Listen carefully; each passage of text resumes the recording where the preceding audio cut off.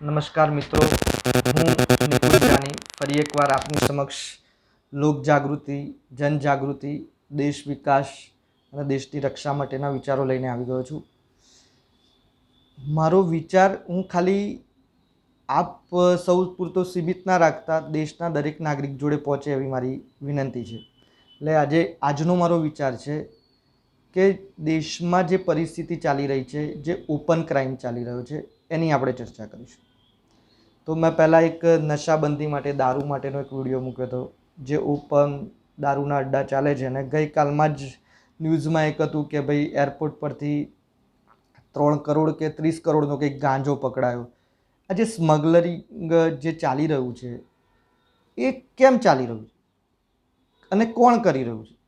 તો એક વાત જરૂરથી કહું કે જે પણ કરી રહ્યો છું, આપણે કોઈ ધર્મ કે કોઈ કોમ્યુનિસ્ટ ચર્ચા નહીં કરીએ, પણ જે પણ કરી રહ્યો છે ને એને એ તો ખબર છે કે ઇન્ડિયામાં બધું જ પોસિબલ છે. ઇન્ડિયામાં ગાંજો આવશે બી ખરો અને વેચાશે બી ખરો અને યુવાધન બરબાદ થશે બી ખરો. એક લૂફોલ છે દેશની સિસ્ટમનો, એટલા માટે જ એ લોકોની હિંમત થાય છે. મારા એક મિત્ર છે જે દુબઈમાં છે, અરબ કન્ટ્રીઝમાં. હું એવું નથી કરતો કે આપણા કન્ટ્રી કરતાં એ કન્ટ્રી સારી છે, પણ એવું કહેતા હતા કે પાકીટ પડી જાય ને કે નિકુંજભાઈ તમારું, તો પાકીટની આજુબાજુથી પણ સ્વીપર કચરો વાળીને જતો રહે, પણ એ પાકીટને તમારું વળે નહીં. અને જો એ અમુક સમય કરતાં વધુ પડે ને એનો કોઈ ઓનર નથી થતો, તો એ પાકીટને પકડી અને એ પોલીસ સ્ટેશનમાં આપતો હોય છે. એટલે આ ક્રાઇમ કરતાં પહેલાં વિચાર કેમ નહીં? આપણા દેશનો કાયદો વ્યવસ્થા જ એવી કેમ કે જો તમે વિચાર કરો, દરેકને હિંમત થાય છે. દારૂવાળો દારૂ ઓપન વેચે છે. પછી બીજો ઓપન ક્રાઇમ આપને જણાવું કે બિલ્ડર્સ લોબીની વાત છે કે દરેકે પોતાની, હું અમદાવાદમાં રહું છું, દરેકે પોતાની પ્રોપર્ટી અને દરેકે કંઈક ને કંઈક ખરીદ્યું હશે, તો બિલ્ડર્સના જોડેથી આપણે મકાન લઈએ છીએ. હું કોઈ પર્ટિક્યુલર બિલ્ડરની વાત નથી કરતો, હું જનરલ ચર્ચા કરું છું. અને આ મકાન હું એકલા નહીં, ગવર્મેન્ટ કર્મચારીઓ, જજ, પોલીસ, જે બી લાગતા વળગતા મોટા મોટા ઓફિસરો, ડિપાર્ટમેન્ટના લોકો પણ ખરીદતા હોય. તો બિલ્ડર્સ જોડે ચર્ચા થાય એટલે બિલ્ડર કહે કે મકાન 70 લાખનું છે પણ દસ્તાવેજ 40 લાખનો થશે. એટલે બિલ્ડર જોડે ડીલ થાય ને સાઇન થાય એટલે એ પછી 30 લાખ રૂપિયાને બ્લેકમાં આપવાના હોય. હવે મારી જ વાત કરું કે મેં આ રીતે મકાન લીધું હોય તો હું 30 લાખ રૂપિયા ક્યાંથી લાવું? હું એક નોકરિયાત માણસ છું, મારી જોડે તો 100% આવક જે છે એ સર્વિસની જ છે, વ્હાઇટ જ છે.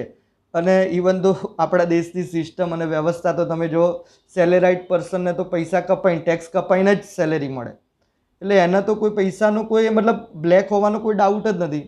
એ જ વ્યક્તિ એ પૈસા કેશ કરી અને બિલ્ડરને આપે અને પોતાનું મકાન વસાવે. તો આર્ગ્યુમેન્ટ તમારું એ પણ થશે, તો એને 100%નો દસ્તાવેજ કરાવે, એને 100% સ્ટેમ્પ ડ્યુટી ભરવી પડે એમ. તો એક સમજો કે સ્ટેમ્પ ડ્યુટી 5% કે 6% હોય અને એને માનો કે 25 લાખ ઉપર 6% ભરવાની હોય અને 50 લાખ ઉપર 6% ભરવાની હોય, એ તો એની જ પરિસ્થિતિ વિચારવાનો સામે કે ભાઈ મને તો અત્યારે 2 લાખ રૂપિયા કે 3 લાખ રૂપિયા મળે છે ને, ફાયદો છે ને, એ ફાયદા સાથે જ લોકો ચાલતા હોય છે.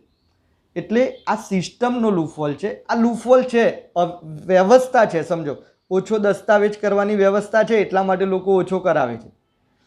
આ બિલ્ડર લોબી, તમે વિચાર કરો કે ગવર્મેન્ટ એવું કહે છે કે જીએસટી છે ને હવે તો બધું વ્હાઇટ ટ્રાન્ઝેક્શન છે, તો એમને બ્લેક પૈસા શાના માટે જોતા હોય? તમે બિલ્ડરને બધી લોબીમાં જોજો, મેક્સિમમ પૈસા પાછા બ્લેક લેવાના ને એ બી પહેલાં જ લેવાના. વ્હાઇટ પેમેન્ટ તો પછી સામાન્ય માણસનું વ્હાઇટ પેમેન્ટ તો મોટા ભાગનું લોન ઉપર હોય, EMIથી જે પોતાનું ઘર ચલાવતો હોય. આ પરિસ્થિતિનો સામનો પણ કોઈ મોટા ઓફિસર લેવલના લોકો પણ નથી કરી રહ્યા. એવી જ રીતે આનો સામનો કોઈ નથી કરી રહ્યા. એ જ રીતે દારૂના અડ્ડા ચાલે છે. 2 દિવસ પહેલાં પેપરમાં હતા બુટલેગર્સ, 1500થી પણ વધુ બુટલેગર્સ સક્રિય છે. આટલા લાખો કરોડનો, 3000 કરોડનો દારૂ વેચાઈ જાય છે. આ પરિસ્થિતિમાં કોઈની હિંમત ક્યાંથી આવે છે? આ હિંમત ક્યાંથી આવે છે? એ સિસ્ટમનો લૂપહોલ છે. સામાન્ય માણસ કે દેશનો નાગરિક આ માટે અવાજ નથી ઉઠાવતો, એટલા માટે જ આ પ્રોબ્લેમ ઊભો થાય છે. એટલે આપ સૌને મારી વિનંતી કે મારો વિચાર અને મારો જે અનુભવ છે અને મારો જે મારા જે થિંકિંગ છે, મારું જે રીડિંગ છે, એ પરથી જ હું આ બધી વાતો કહેતો. આ બધી વસ્તુના પુરાવા સમાજમાં અવેલેબલ છે. મારે તમને પુરાવા આપવાની જરૂર જ નથી. કદાચ આ બધી પરિસ્થિતિ તમે જાતે ફેસ કરી જ હશે.